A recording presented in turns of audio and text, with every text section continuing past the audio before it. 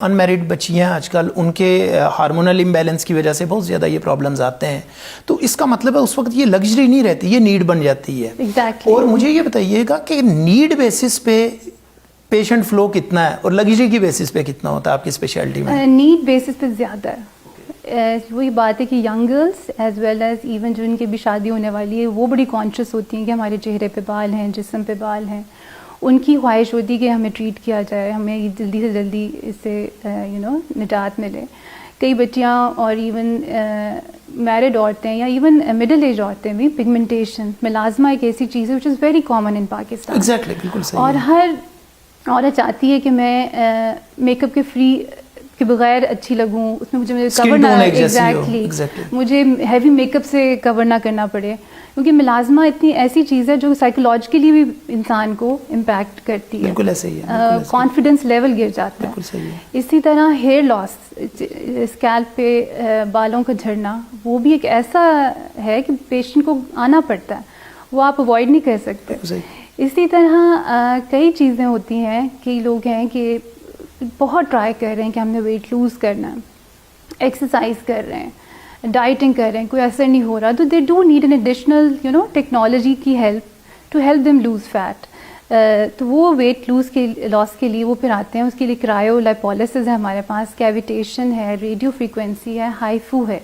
تو یہ وہی بات ہے کہ یہ نیڈز ہیں. ٹین ایج میں عام طور پہ جو فیمیلز آپ کے پاس آتی ہیں بچیاں، ان کے کیا پرابلمز ہوتے ہیں یوزلی؟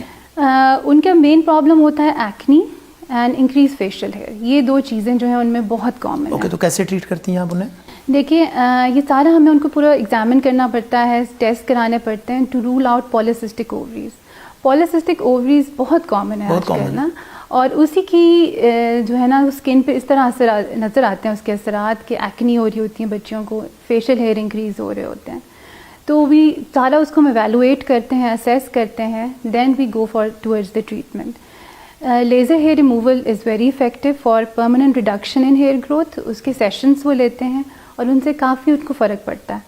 ساتھ میں ایکنی کے لیے we treat give them medicine, plus we also give them acne therapy ہوتی ہے ہمارے پاس، جس میں ہم ایکنی پیلز اپلائی کرتے ہیں.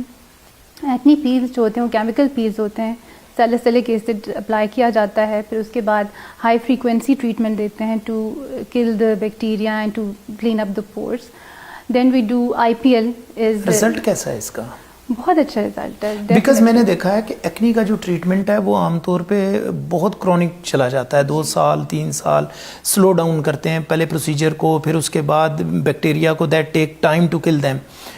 آپ کہہ رہی ہیں کہ ان کو پیل آف کر رہے ہیں، تو اس کا مطلب یہ ہے کہ یہ how it would work and کتنا سکسیزفل ہوگا؟ یہ سیشنز ریکوائرڈ ہے، میجک کسی چیز میں نہیں. بالکل صحیح. سیشنز، اسکن جو ہے اس کے لیے سیشنز چاہیے، ڈیووشن چاہیے. ایگزیکٹلی. ہم پروسیجرز بھی کرتے ہیں، ساتھ ہوم ٹریٹمنٹ بھی ہم پرسکرائب کرتے ہیں. اب پیشنٹ بھی اگر کمپلائنٹ ہے اور پراپرلی میڈیسنز لے رہا ہے، اپلائی کر رہا ہے، اور ساتھ ساتھ یہ پروسیجرز بھی آ کے لے رہا ہے، پراپرلی ٹائم سیشنز ہوتے ہیں کہ اتنے ویکس بعد آپ نے آنا ہے، اور اگر وہ ان سب چیزوں کو فالو کر رہا ہے then definitely they can be treated and managed well. بالکل صحیح. تو مجھے یہ بتائیے گا کہ جو آپ کے پاس آتی ہیں اڈلٹ فیمیلز جن کی یعنی شادی ہو گئی بھی ہے، اب بچے بھی ہو رہے ہیں، ان میں ڈیفینیٹلی ایک تو ایکسٹرا فیٹس کا ایشو ہوتا ہوگا، باقی اسکن کے کیا کامن ایشوز آتے ہیں ان میں and what are the treatments? Skin pigmentation بہت زیادہ ہے. اچھا، ان لوگوں میں ایکچولی میں نے دیکھا ہے میرڈ خواتین میں اور جن کے بچے ہو گئے اسٹریس لیول بہت ہائی.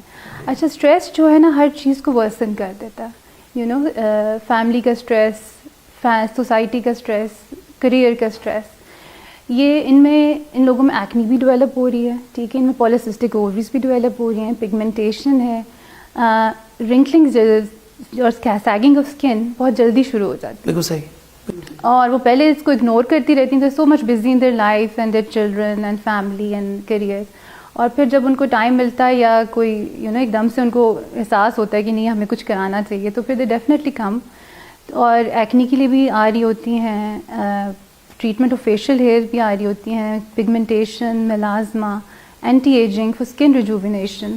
اچھا، یہاں پہ رکیے گا، مجھے یہ بتائیے گا کہ بینگ ڈاکٹر آپ سمجھتی ہیں کہ ہمیں, میرا خیال ہے کہ کہتے ہیں prevention is better than cure, تو ہمیں یہ پہلے سے ایک جس کو کہتے ہیں شروع کر دینا چاہیے ایک دفعہ ڈاکٹر کے پاس جا کے پوچھ کے, کیونکہ جتنی بھی پگمنٹیشن کی آپ بات کریں گی, فریکلز کی بات کریں گی, تو یوزلی اس کا جو سٹارٹ ہوتا ہے وہ کہیں نہ کہیں سن ایکسپوئر سے ہو رہا ہوتا ہے.